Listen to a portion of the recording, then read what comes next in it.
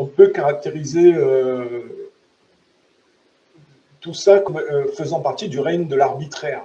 C'est-à-dire qu'on a l'impression qu'aujourd'hui, il n'y a plus aucune règle, qu'on peut décider de dégager un représentant politique dont l'élection a été validée par les instances internationales. Je rappelle que Maduro, les élections au Venezuela de Maduro ont été scrutées, vérifiées par les instances internationales et que visiblement il n'y a pas eu de fraude. Ou en tout cas les fraudes ont été mineures et n'ont pas suffi à invalider, si vous voulez, l'élection de Maduro. Ce qui veut dire que Trump, encore une fois de plus, avec les États-Unis, représente bien cet aspect mafieux américain qui foule au pied le droit international, qui s'en sert quand ça l'arrange, mais qui se cache derrière, si vous voulez, en réalité, on va le dire autrement. Moi, j'ai toujours dit que la Seconde Guerre mondiale était une imposture, au point de vue de ce qu'on en a dit. L'idée de la Seconde Guerre mondiale, c'était que les Américains prennent la suite de l'Angleterre, c'est-à-dire prolongent les erreurs de déportation colonialiste affaires scrapuleuses anglaises, et tout ça au bénéfice d'Israël. Ça veut dire que après, parce qu'il faut avoir une vision globale, une ère temporaire de concorde et de diplomatie mondiale, on va dire que le gaullisme s'inscrit un peu là-dedans, avec une production technologique comme le Concorde, mais qui a volé en éclats au moment du 11 septembre.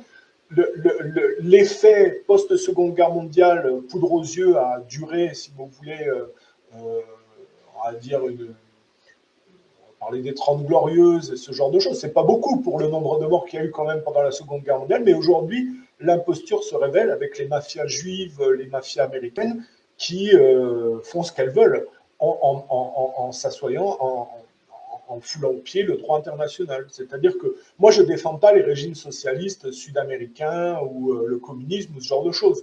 Mais en attendant, il y a des règles internationales. Les lois de Nuremberg, enfin, la Seconde Guerre mondiale, tous les voyous de la Seconde Guerre mondiale se sont cachés derrière la Shoah et ont mis en place on va dire, des règles internationales. Et aujourd'hui, après une faussaire, si vous voulez, de fausse opulence, on voit bien que tout ça cachait, si vous voulez, la voyoucratie mafieuse judéo-protestante et le mondialisme voyoucrate, si vous voulez. Et donc, il n'y a plus aucune règle. On est dans le règne de l'arbitraire. Donc, il y a toujours eu, si vous voulez, avec le syndrome de la Rose d'Arabie, une infiltration dans le monde arabe des judéo-protestants qui a monté les Arabes les uns contre les autres. Donc, les Arabes ont été dispatchés entre le capitalisme et le communisme, et à la chute de l'URSS, le mimétisme de destruction du monde arabe opéré par les judéo-protestants sur les autres s'est prolongé jusqu'à aujourd'hui. Et donc, c'est pour ça qu'on aborde Kadhafi, Saddam Hussein, Bachar al-Assad. Et dans les pays d'Amérique centrale du Sud, c'est pareil. Maduro n'est que la longue suite logique, si vous voulez, de cette prédation mimétique sataniste que les judéo-protestants opèrent là-bas, si vous voulez. Sous Kennedy, j'ai parlé tout à l'heure d'Allen Dulles. Allen Dulles et son frère avaient une compagnie bananière au Guatemala. Ils ont viré Arbenz, ils ont fait un coup d'État, ils ont mis des gens qui représentaient leurs intérêts. Ça donne l'expression République bananière d'ailleurs. Et ils assassinaient des gens comme Lumumba partout sur la planète. Et en Amérique du Sud, en Amérique centrale, ils ont toujours fait cette prédation mimétique, si vous voulez. Ça ne date pas d'hier. Et Trump poursuit ça avec Maduro. Voilà.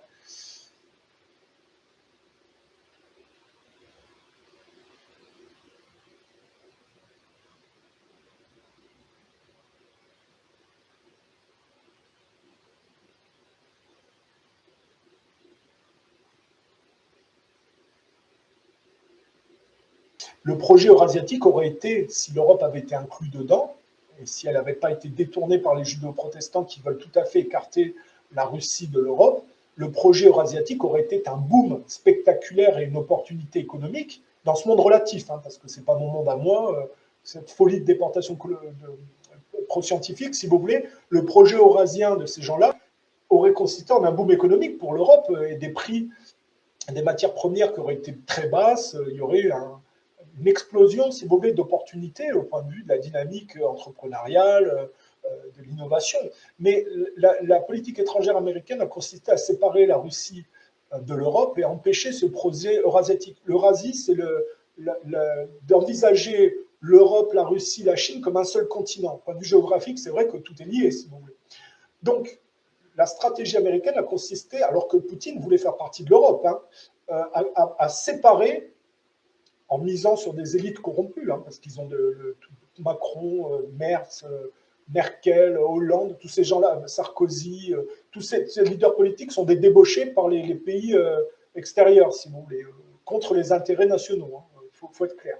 Mais les Américains, leur stratégie a consisté à couper la Russie de l'Europe et à empêcher à tout prix cette espèce de projet eurasiatique qui aurait été très impossible pour eux à contenir. C'est-à-dire qu'avec le projet eurasiatique, c'est-à-dire l'alliance entre Europe, Chine et Russie, vous aviez le plus gros, la plus grande puissance économique, certainement, de l'histoire qui aurait émergé, si vous voulez.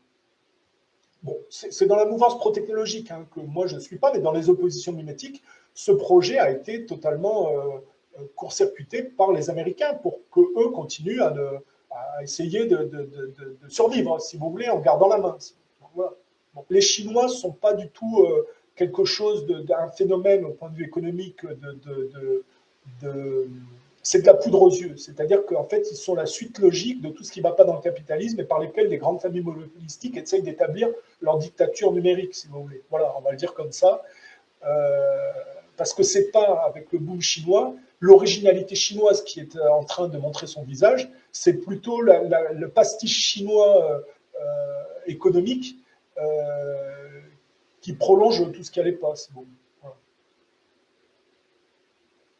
Et je dis, les Occidentaux n'ont pas de leçon de morale à faire à cette Chine-là. Il faut voir le gaspillage des ressources naturelles qui va avec ça.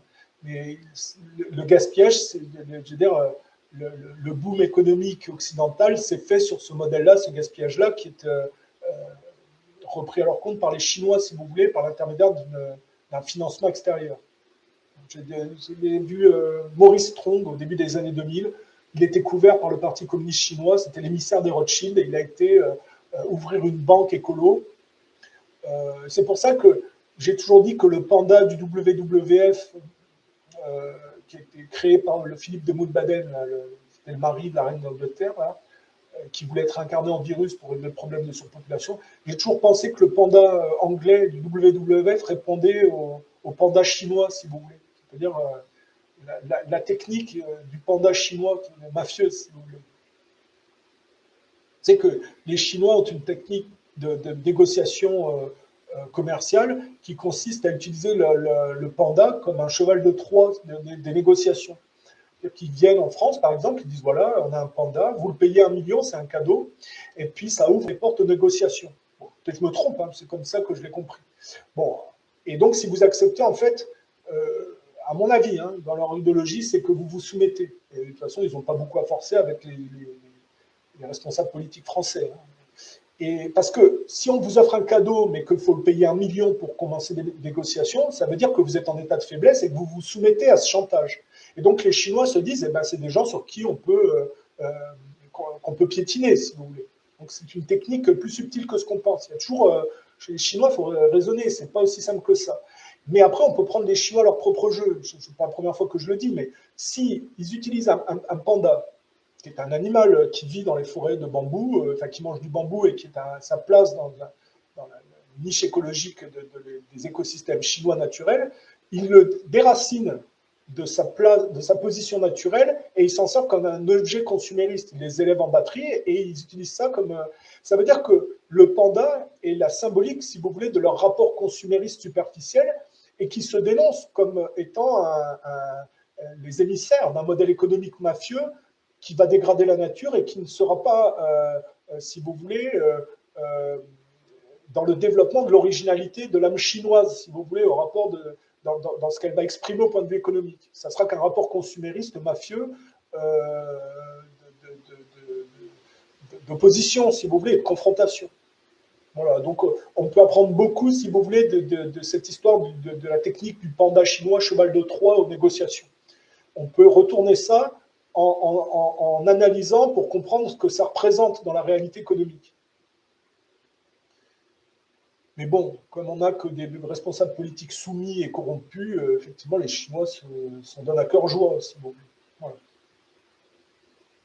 ce qui était initié par les judo-protestants, au final, par les élites corrompues européennes, va être assumé par l'Europe comme d'un nom de la farce au point de vue de la défaite qui se profile. Voilà.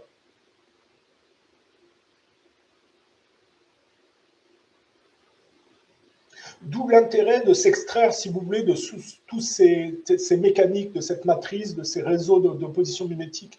Parce qu'en réalité, on n'est pas sur Terre pour y perdre de plumes dans des projets purement matérialistes et inversés.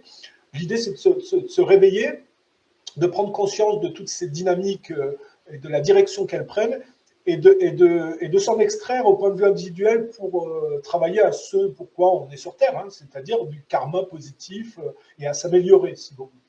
Voilà. Que moi, je ne suis pas un anglo-saxon, je suis plus inscrit, si vous voulez, dans la culture gréco-romaine et peut-être dans le christianisme, mais pas dans sa version dévoyée par l'Église, si vous voulez, et que je prône le fait de ne pas se soumettre à ces gens plus superficiels et à se reprendre chez soi plutôt que d'attendre un sauveur extérieur, si vous voulez.